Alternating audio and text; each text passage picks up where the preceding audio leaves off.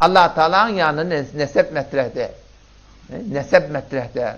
Akılın ayahayı, surahayı Kur'an'ı, sure-i Tebbet geliptir. Hem cehaniyeleri elan ki Allah'ın yanında nesep metrehde.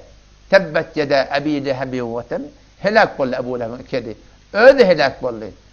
Kim şemeler? Kureyşi. Peygamber sallallahu aleyhi ve sellem var? Dedesinin bilece doğanı. Dedesinin bilece doğanı. Kıyamet bolunna fela ensabe beynehum yevme idin. O tarzda nesep yok. Belki Allah'ın yanında ne var? Amal var. Allah Teala'nın yanında iman metre.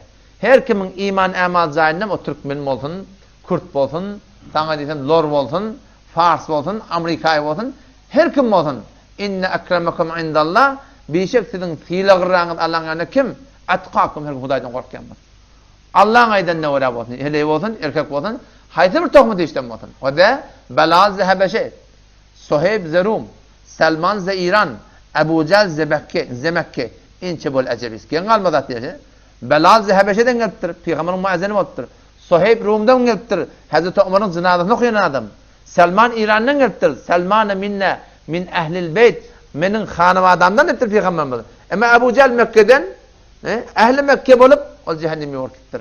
Onun işte ne mi? Kur'an'ın peyamışı ki Kur'an'na şunaydı diye ki İslam'da nesep metrehde men hoca, men teyit, men ahunun heleyi, men ahunun oğlu, men hoca'nın oğlu yine burada. Buratlan hiç gayrı eğer iman amal cahilinde olmadan hiç metreh yok Müslüman'da.